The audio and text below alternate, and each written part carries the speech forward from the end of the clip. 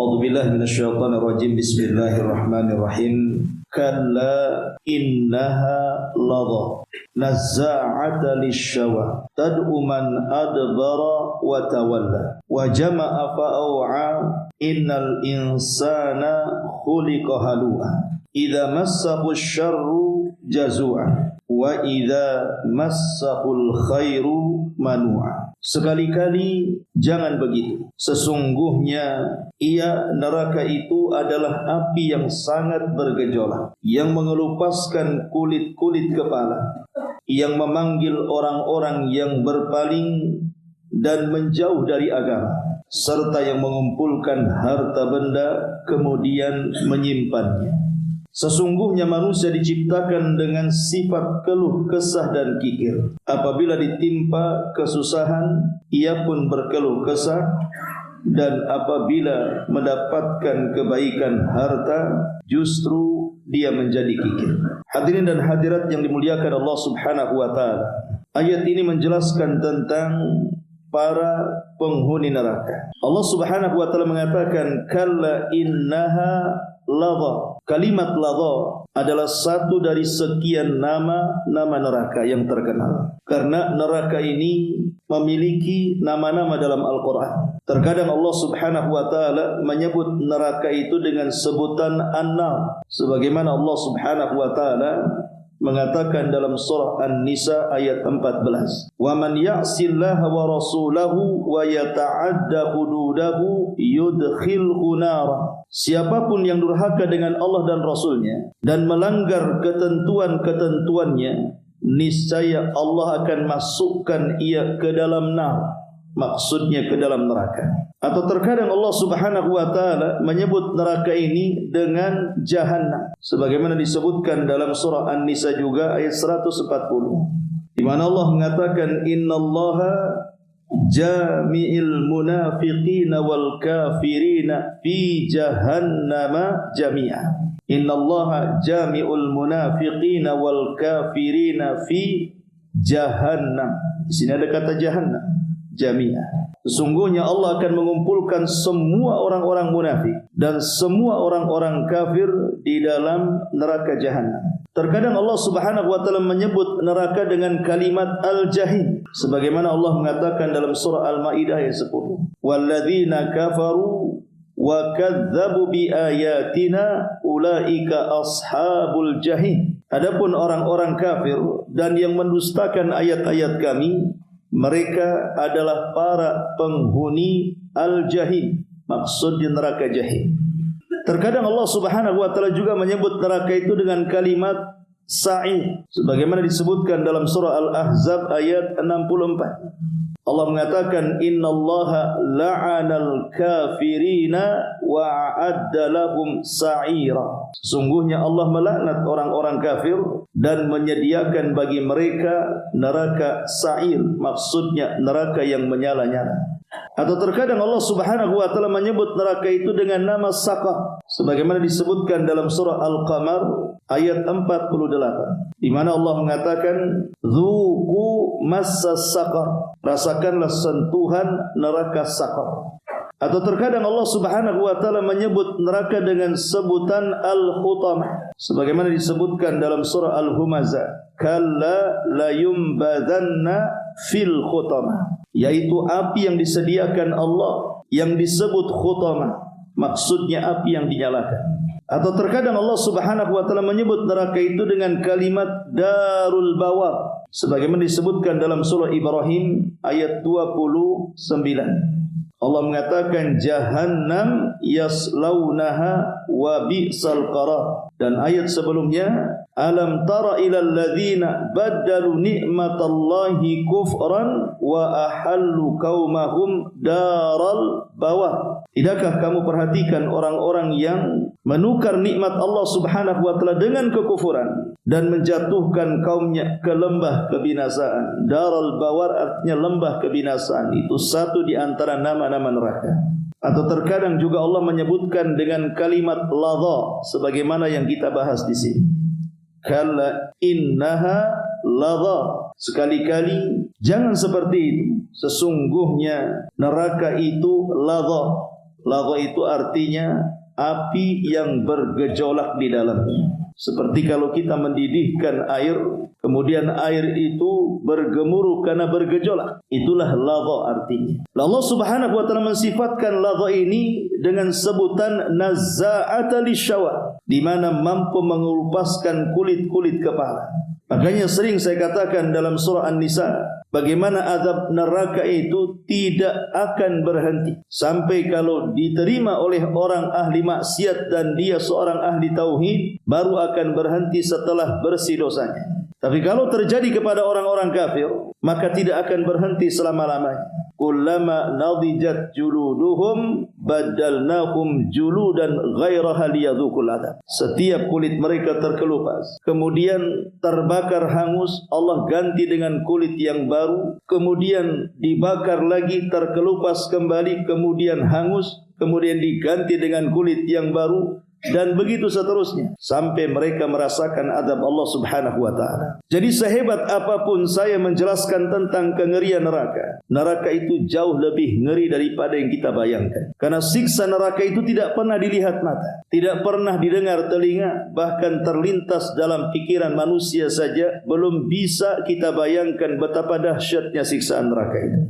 Ma'asyiral muslimin wal muslimat rahimani wa rahimakumullah. Dan ketika Allah Subhanahu wa taala menyebutkan kalimat ladha yang bisa menghancurkan kulit-kulit kepala, karena memang panasnya api jahanam itu gabungan daripada 70 suhu panas. Karena panasnya di dunia ini, panas-panasnya api di dunia itu hanya satu bagian daripada 70 bagian api jahanam. Kalau satu saja sudah bisa membakar, satu saja sudah bisa membakar satu dunia, bagaimana kalau digabungkan dengan 70 panasnya api neraka? Sebagaimana Rasul mengatakan, narukum hadhi ma yuqidu banu adam juz'un wahidun min sab'ina juz'an min nari jahannam. Api yang kamu nyalakan oleh anak manusia di dunia ini, itu hanya satu bagian dari 70 bagian dari panasnya neraka jahanam. Dan tidak bisa bayangkan, api dunia saja kalau untuk mengadab itu sudah cukup.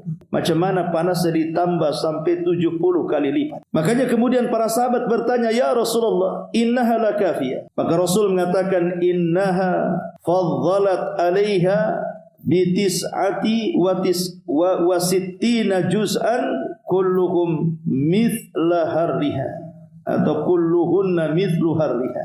Ketika sahabat mengatakan, Rasul, sesungguhnya itu sudah cukup untuk mengadab penduduk neraka, maka Nabi SAW mengatakan, sesungguhnya dilebihkan atasnya dengan 69 bagian, semuanya setara panasnya satu dengan yang lainnya. Ma'asyiral muslimin wal muslimat rahimakumullah. Dari penjelasan hadis ini saja, belum lagi peristiwa-peristiwa yang mengerikan di dalam neraka, seperti bercerita tentang makanannya, bercerita tentang minumannya, bercerita tentang azabnya, tentu sangat mengerikan sekali. Makanya banyak ulama salaf kalau mendengar tentang ayat-ayat neraka, mereka sampai pingsan karena tidak tahan membayangkan macam mana panasnya dan azabnya dalam neraka itu. Kemudian Allah Subhanahu wa taala mensifatkan siapa para penghuni neraka ladha itu, siapa orang-orang yang pantas masuk ke neraka ladha itu. Yang pertama, Allah Subhanahu wa taala mengatakan, tad'u man adbara wa tawalla, di mana neraka ladha ini akan memanggil-manggil, akan mengundang orang-orang yang ketika di dunia dia berpaling dan juga menjauh daripada agama. Jadi kalau di dunia dia berpaling dari syariat Allah Subhanahu wa taala, bahkan menjauh dari agama, tidak mau melaksanakan kewajiban Allah dan dianggap remeh dan biasa, seperti yang ma'ruf dilakukan di masyarakat. Orang yang meninggalkan salat di masyarakat itu rasanya bukan perkara penting. Bagi mereka biasa saja, selalu saja tidak salat. Atau orang-orang yang datang bulan Ramadan tidak puasa seolah-olah tidak dosa. Atau orang-orang yang melakukan kemaksiatan, zina, khamar, judi, ghibah dan yang semacamnya, biasa saja mereka lakukan. Itulah orang-orang yang tidak mau tahu dengan agama.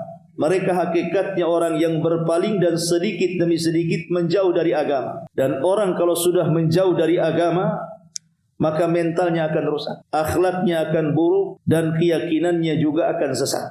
Kemudian Allah Subhanahu wa taala mengatakan yang kedua, siapa para penghuni neraka ladha ini? Wa jama'a fa'awa. Juga neraka ladha akan memanggil-manggil dan akan mengundang orang-orang yang ketika di dunia suka mengumpulkan harta benda kemudian menyimpan dan tidak mau dizakatkan, tidak mau disedekahkan, tidak mau disumbangkan, dan begitu seterusnya. Bakhil. Makanya Allah Subhanahu wa taala memerinci siapa orang-orang yang mengumpulkan harta benda dan menyimpan-nyimpan itu. Maka Allah mengatakan innal insana khuliqa halu'a. Allah jelaskan di sini tentang sifat manusia. Kenapa manusia itu suka mengumpulkan harta, cinta dengan dunia, bahkan sebagian mereka terjerumus kepada kekikiran dan kebakhilan. Di sini alasannya. Allah mengatakan innal insana khuliqa halu'a, karena manusia itu diciptakan dengan penuh keluh kesah. Banyak mengeluh, padahal hartanya sudah cukup, tapi banyak mengeluh kurang. Padahal kekayaannya sudah melimpah, tapi banyak mengeluh seolah-olah belum cukup kekayaan. Innal insana khuliqa halu'a. Halu'a artinya keluh kesah karena kekurangan harta padahal melimpah dan menjadikan hidupnya kikir dan bakhil. Itu makna halu'a. Kemudian Allah Subhanahu wa taala mensifatkan sifat orang-orang yang seperti ini, idza massahu syarru jazua wa idza massahul khairu manua. Apabila ditimpa keburukan, kesusahan ekonomi, dia pun mengeluh. Kenapa Allah Subhanahu wa taala menjadikan aku miskin, aku kere? Kenapa aku seperti ini? Tetapi kebalikannya, kalau seandainya Allah Subhanahu wa taala memberikan nikmat kepadanya, justru dia pun tidak mau mengeluarkan hartanya untuk diinfakkan di jalan Allah Subhanahu wa taala. Dia simpan sendirian. Dari sini ikhwatu fillah muliakan Allah Azza wa Jalla, ada pembahasan menarik di antara para penghuni neraka ladha di sini. Mereka adalah orang-orang yang terlampau cinta dengan kekayaan dan dunia. Sedikit kita akan bicara soal bahaya dunia. Ma'asyiral muslimin wal muslimat rahimakumullah. Dunia ini bagi manusia itu terpecah menjadi dua kelompok. Gara-gara dunia, manusia terpecah menjadi dua kelompok. Kelompok yang pertama adalah kelompok yang terfitnah dengan dunia, sehingga dunia melalaikan orang-orang yang memegangnya dari Allah Subhanahu wa taala dan kehidupan akhiratnya. Maka para pemegang dunia seperti ini, mereka orang-orang yang tercela dalam agama. Jadi dunianya memfitnah dirinya, melalaikan dia dari mengingat Allah dan kehidupan akhirat. Maka orang ini orang yang paling tercela. Tapi kelompok yang kedua, terkadang ada orang-orang yang memegang dunia itu, justru dunia ini dijadikan bekal untuk perjalanan akhirat. Dengan dunia, dia bisa meraih pahala sebanyak-banyaknya. Dengan harta yang di tangannya, dia bisa meraup keuntungan akhirat seluas-luasnya. Makanya ada istilah hadis Nabi SAW itu, malun salih li rajulin salih. Harta itu akan bermanfaat kalau yang memegang orang baik.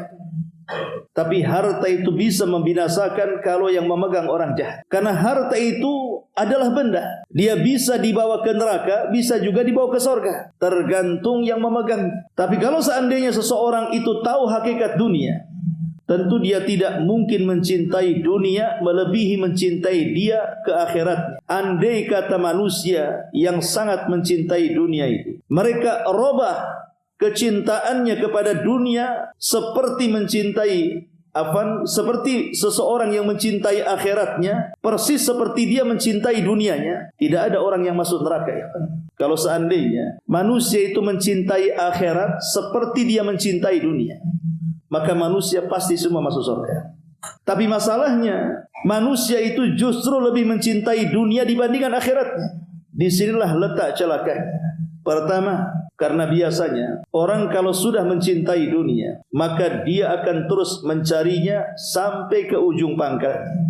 Dia pun akan berusaha keras, menghabiskan waktunya, menghabiskan tenaganya, menghabiskan pikirannya, bahkan meninggalkan keluarganya. Yang penting bagaimana cara meraih kekayaan. Dari sini akhirnya dia melupakan akhiratnya. Inilah kalau orang sudah mengejar dunia, tidak akan ada kepuasan dalam hidupnya. Sampai tanah yang menguburnya. Alhaakumut takatsur hatta zurtumul maqabir. telah melalaikan kalian dengan kesibukan dunia kalian terhadap akhirat sampai akhirnya tanah yang memendam, menguburkan, baru dia berhenti mengejar dunia. Yang kedua, ikhwatu fillah muliakan Allah Subhanahu wa taala, orang-orang yang terlampau cinta dengan dunia, biasanya dan bahkan kebanyakannya pasti mereka akan menjadi orang jahat. Orang kalau terlampau cinta dunia pasti ujung-ujungnya jadi orang jahat. Makanya kenapa para ulama mengatakan bahwa dunia itu sirru tughyan. Dunia ini rahasia bejatnya orang. Kenapa dunia ini rahasia bejatnya orang? Karena dunia ini alat untuk bermaksiat dan bersenang-senang. Kalau banyak uang, apapun maksiatnya bisa dilakukan. Mau berzina, mau berjudi, mau mabuk, narkoba dan yang semacam. Hatta menyewa orang untuk menzalimi, bahkan sampai membunuh orang. Karena dunia ini Allah katakan, kalla innal insana la yatgha an ra'ahus taghna. Sekali-kali manusia itu akan mudah melampaui batas ketika dunia dibentangkan dalam hidupnya. Ma'asyiral muslimin yang dimuliakan Allah Azza wa Jalla. Kemudian yang ketiga, orang-orang yang mengejar dunia, apalagi hatinya sudah terikat dengan dunia, dipastikan dia tidak akan menjadi manusia yang sangat bersyukur kepada Allah. Orang kalau hatinya terpaut dengan dunia, tidak mungkin dia mensyukuri nikmat Allah Subhanahu wa taala. Yang ada dia menjadi orang yang kufur nikmat. Dan itu banyak dikisahkan dalam Al-Qur'anul Karim. Kisah-kisah yang ma'ruf seperti Qarun, kemudian kisah negeri Saba, kemudian kisah Ashabul Jannatain. Bagaimana ketika dunia dibentangkan selebar-lebarnya kepada mereka, justru mereka melupakan petuah nabinya. Mereka pun menjadi kufur nikmat, akhirnya berujung dengan azab Allah Subhanahu wa taala. Kemudian yang keempat, orang yang terkait dengan dunia hatinya, kemudian dia pun melupakan akhiratnya, pasti dia akan mengikuti banyak syahwat yang didorong dalam hatinya. Pasti syahwatnya itu akan mendorong dia supaya melakukan hal-hal kemaksiatan dan kemungkaran. Karena bagaimanapun dunia ini bukan hanya sekedar mendorong orang untuk judi, untuk zina, untuk minum khamar dan yang semacamnya. Lebih daripada itu, orang yang terlampau cinta dengan dunia, sadar ataupun tidak, terkadang dia menjadikan dunia itu sesembahannya. Makanya kenapa Nabi SAW sampai mengatakan ta'isa abdu dinar wa ta'isa abdu dirham wa ta'isa abdu al-qatifati wal khamisah. Celaka hamba-hamba dinar, celaka hamba-hamba dirham, celaka hamba-hamba busana dan yang semacam. Lihat bahasa Rasul, ta'isa abdu dinar, celaka hamba uang. Apa artinya celaka hamba uang? Orang-orang yang menjadikan uang itu sebagai Tuhannya dan dia hambanya. Dan hari ini, walaupun memang kita ini sudah jauh dari sesembahan di masa jahiliyah seperti menyembah Lata, Uzza, Manat dan Khubal, Saif dan Naila atau berhala-berhala yang lainnya, tapi berhala hari ini berubah menjadi rupiah, dolar, ringgit dan yang semacamnya. Dari mana kita tahu bahwa banyak manusia yang menyembah uang? Karena ketika orang kemudian mencari dunia itu, sedikit demi sedikit dia melupakan penciptanya. Dia lebih mementingkan dunia daripada akhiratnya. Bahkan kalau seandainya kemudian Allah berikan keleluasaan harta, anggaplah dia seorang pedagang, sebenarnya dia sudah laris dagangan. Seandainya ditutup sebentar saja untuk melaksanakan salat, tidak merugikan jualannya. Tapi apa kenyataannya? Tetap saja dia memilih melayani pelanggannya dibandingkan dia lari ke masjid untuk beribadah kepada Allah. Kalau bukan dikatakan hamba uang, apa namanya? Maka dari sini ikhwatu fillah muliakan Allah Azza wa Jalla, dunia ini memang pengikat yang luar biasa yang menyesatkan umat manusia. Ma'asyiral muslimin wal muslimat rahimakumullah. Dan dunia juga sebagaimana ayat yang kita bahas menjadikan orang menjadi kikir, bakhil dan tidak memiliki kepekaan sosial kepada manusia. Umumnya kalau orang terikat dengan dunia, pasti dia menjadi bakhil. Lihat Qarun, dulunya dia seorang alim, pembaca Taurat terhebat, suaranya indah, disukai Bani Israel. Tapi setelah Allah berikan kekayaan, muncul syariat zakat, Musa mengutus orang yang mengutip zakat, kemudian Qarun pun menentangnya dan mengatakan innama utituhu min ilmin indi. Enak saja kau datang minta zakat. Ini kekayaan aku dapati bukan karena Tuhannya Musa. Kekayaan ini kudapatkan karena kecerdasanku, kepiawaianku, kehebatanku, bukan karena Tuhannya si Musa. Dia tolak membayar zakat. Akhirnya Allah Subhanahu wa taala azab fa khasafna bihi wa bidarihil arda. Kami tenggelamkan Qarun dan seluruh kekayaannya ke dasar bumi. Ma'asyiral muslimin yang dimuliakan Allah Subhanahu wa taala. Makanya Hasan Al-Basri rahimahullahu taala pernah mengatakan, la takhruju nafsu ibni Adam minad dunya illa bihasarati thalath. Tidaklah jiwa anak Adam keluar meninggalkan dunia itu kecuali kebanyakannya mereka membawa 3 kerugian. Kata beliau, tidaklah jiwa anak Adam itu meninggalkan dunia kecuali umumnya mereka meninggalkan 3 kerugian. Kemudian beliau mengatakan, annahu lam yusbi mimma jama wa lam yudrik mimma aman wa lam yuhsin azzad lima yaqdumu alaihi. Pertama, dia belum merasa kenyang dari harta yang dikumpulkan. Jadi ada orang-orang itu walaupun kekayaannya banyak tapi tidak pernah kenyang untuk mencarinya. Dan itu bukti nyata. Lihat para pengusaha-pengusaha itu. Padahal mereka sudah kaya. Kalau seandainya mereka pensiun dan memakan uang tabungannya saja, sampai dia mati tidak akan habis. Bahkan boleh jadi untuk anak turunannya pun tidak akan habis. Tapi mereka tidak mau pensiun. Padahal kata Imam Ibnu Hazm rahimahullahu ta'ala, dia katakan, seharusnya orang yang sudah tua itu mereka tinggal di masjid, berzikir, tinggal menikmati hasil untuk menambah zad untuk akhirat, menambah bekal untuk akhirat. Tapi kenyataannya tidak. Lihat orang-orang kaya itu yang sudah tua-tua, mereka tidak akan pernah kenyang. Makanya mereka akan terus membuka PT sana, PT sini, usaha sana, usaha sini, entah sampai kapan. Padahal sebenarnya hakikat dunia itu kan hanya dikumpul-kumpulkan kemudian ditinggalkan. Hakikat dunia itu kita ngumpul sudah capek, habis itu ditinggalkan. Lihat orang-orang kaya yang meninggal dunia itu. Apakah gedungnya dimasukkan ke dalam liang lahat? Apakah kendaraan mewahnya juga ikut dikuburkannya? Tidak. Yang dikuburkan hanya kain kapan yang murah, layaknya mayat-mayat yang lain. Lalu buat apa kalau seandainya dikumpulkan dari muda, setelah kaya tidak dia tinggalkan dunia? Atau terkadang juga orangnya masih hidup, dia sudah kumpulkan dunianya. Rupanya bukan dia yang meninggalkan dunia, dunia pula meninggalkan dia. Contoh sekarang banjir yang ada di Sumut, yang ada di Sumbar, yang ada di Aceh. Berapa banyak rumah megah itu yang hancur, terbawa arus banjir, tertimbur lumpur. Kemana tuh rumah-rumah megah itu? Padahal sebagian mereka membangunnya bertahun-tahun, membeli kendaraan mewah bertahun-tahun, mereka kumpulkan uang. Setelah sanggup membelinya, tiba-tiba tidak bisa kita rasakan kenikmatan rumah megah itu.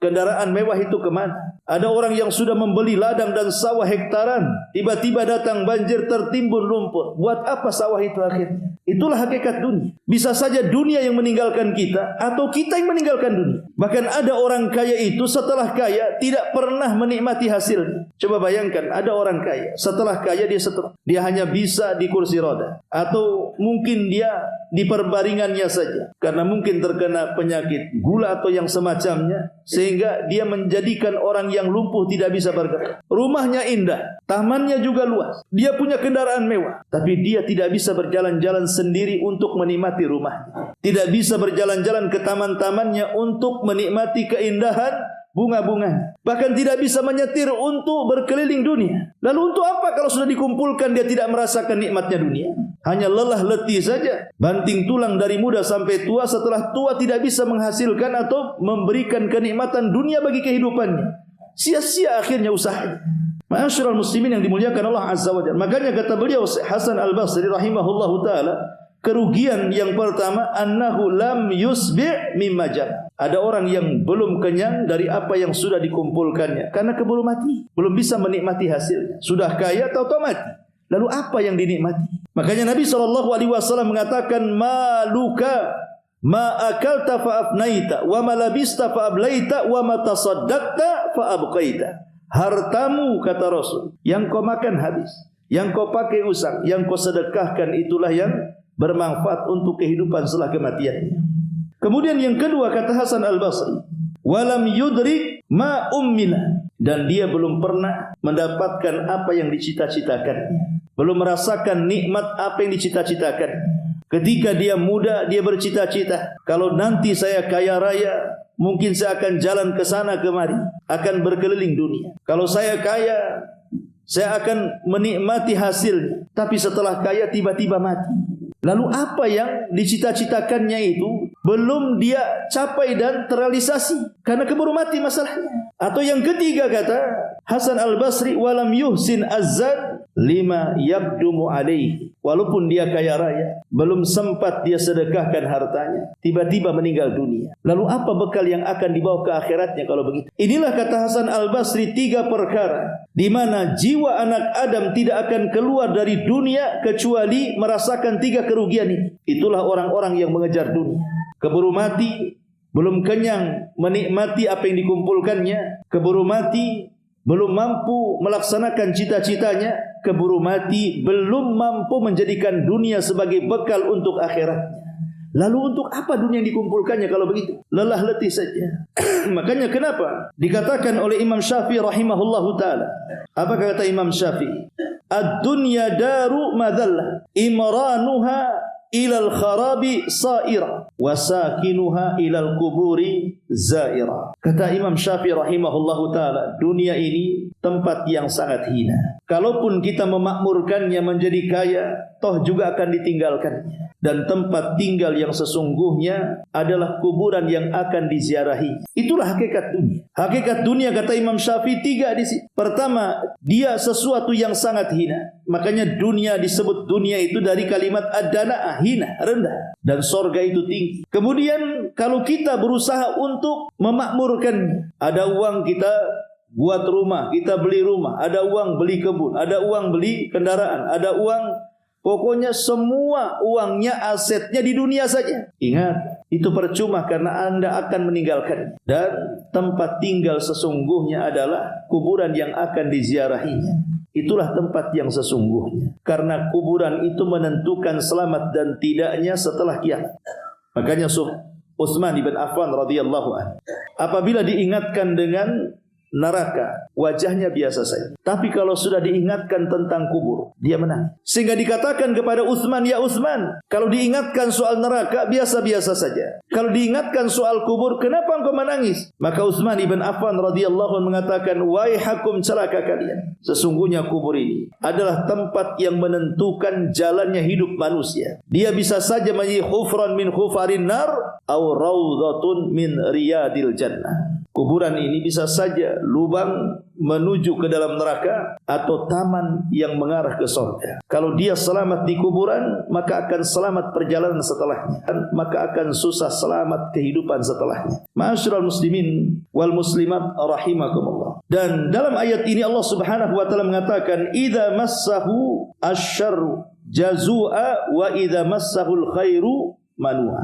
2 ayat ini menggambarkan tentang pengaruh dunia bagi kehidupan kita. Pertama, orang yang cinta dunia itu, maka pasti dia akan memiliki sifat al-hirsus syadid, mengejar dan tidak akan berhenti dalam mengajarnya. Yang kedua, al-hammu bila hudud. Orang yang mengejar dunia itu, maka akan terus merasakan kebingungan yang tidak ada akhir. Stres tidak ada akhir, sedih tidak ada akhir. Itulah para pengejar dunia. Karena kan tidak akan puas. Sampai di mana puasnya orang mengejar dunia? Tidak akan puas 2 perkara yang kalau dicari tidak akan puas. Pertama ilmu, yang kedua dunia. Yang ketiga, pengaruh terlampau cinta dengan dunia biasanya tertanam sifat hasad. Pasti hasad itu ada. Orang kalau cinta dengan dunia pasti hasad dengan orang. Dia harus memiliki seperti orang yang milik. Dia harus memiliki seperti manusia yang lainnya memilikinya. Bahkan kalau seandainya hanya sekedar itu saja, masih mendingan. Bahkan ada orang yang berupaya untuk menghilangkan nikmat orang lain dan berpindah kepada dirinya. Dan ini hasad yang tercela.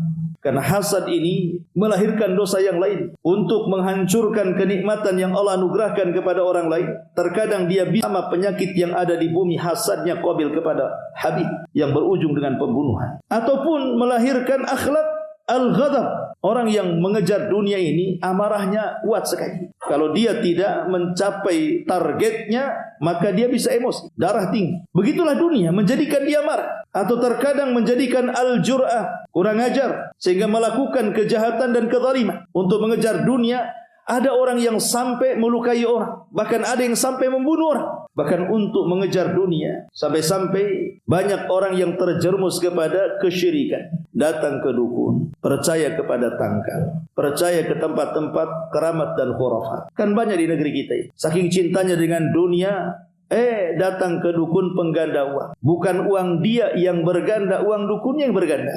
Bukan dia yang kaya, dukunnya yang kaya. Akhirnya apa?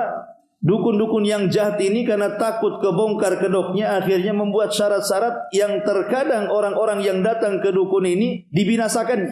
Kan banyak dukun-dukun pengganda uang di negeri kita ini membunuh pasiennya dengan syarat-syarat yang mematikannya. Seperti ada kasus dulu, orang datang ke dukun ganda uang, syaratnya apa? Supaya berendam 7 hari 7 malam. Pak, nggak mati, berendam 7 malam, kedinginan. Tadi itu syaratnya, kalau itu terpenuhi uangnya akan berganda. Nah ini kan sampai seperti itu. Bahkan ada yang dibunuhnya. Naudzubillah. Karena mereka itu sebenarnya para penipu. Dan anehnya yang ditipu juga kadang-kadang bukan orang yang tidak sekolah itu. Bahkan ada seorang dukun pengganda uang itu yang datang itu S1, S2, doktor datang ke situ. Buat apa sekolah tinggi-tinggi kalau kena tipu dukun? Dukunnya lah, dokter pun tidak. Sekolah pun tidak, lulus SD mungkin dia. Nah itulah kadang-kadang dunia itu menutup akal sehatnya. Otak yang sehat itu tertutup kadang-kadang. Makanya orang yang mengejar dunia itu sadar ataupun tidak, ada sebagian mereka itu yang jatuh kepada kesyirikan. Jatuh kepada kemaksiatan kepada Allah Subhanahu wa ta'ala. Ma'asyiral muslimin wal muslimat rahimakumullah. Maka di sini Allah Subhanahu wa ta'ala mengatakan, innal insana khuliqa halua. Sesungguhnya manusia itu tercipta dengan penuh keluh kesah dan kekikiran, kebakhilan. Padahal sebenarnya bakhil itu tidak akan merubah takdir. Siapa bilang kalau bakhil itu merubah takdir? Apakah dengan bakhil dia kaya? Tidak juga. Karena kekayaan itu sudah ditulis lauhil mahfuz. Bukankah malaikat datang ketika kita di perut ibu kita dicatat rizkinya sekian? Kan dicatat rizkinya sekian. Kalau sudah dicatat rizkinya nggak mungkin kurang, nggak mungkin nambah. Ya segitu-gitu saja. Mau caranya mencari dengan halal, mau cara mencari dengan haram.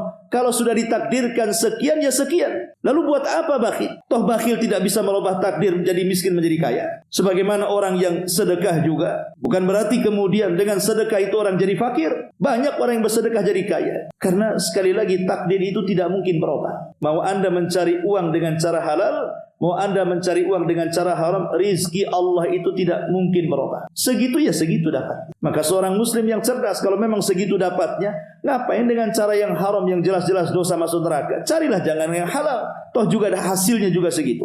Ma'asyiral muslimin yang dimuliakan Allah Subhanahu wa ta'ala. Ingat, ada beberapa bahaya bakhil yang disebutkan para ulama. Pertama, orang bakhil itu al-hirmanu minal ajri. Diharamkan pahala. Orang yang bakhil itu diharamkan pahala yang banyak. Karena orang yang bakhil menutup pintu infak, menutup pintu sedekah, menutup diri untuk pintu-pintu zakat. Yang harusnya dengan zakat, dengan infak, dengan sedekah dapat pahala banyak, tapi karena dia bakhil ditutupnya tuh amalan-amalan baik, sehingga diharamkan pahala dalam kehidupan. Yang kedua, bakhil ini menyebabkan dha'ful iman. Orang bakhil ini sebenarnya lemah iman. Kenapa lemah iman? Karena dia buruk sangka dengan Allah. Apa buruk sangka? Kalau saya sedekahkan, paradigmanya bukan paradigma Quran, tapi paradigma sekuler. Maksudnya apa paradigma sekuler itu? Kalau saya di dompet ini ada uang 1 juta, diinfakkan 1 juta, kosong melompong yang 1 juta, berarti dompetnya akan kosong.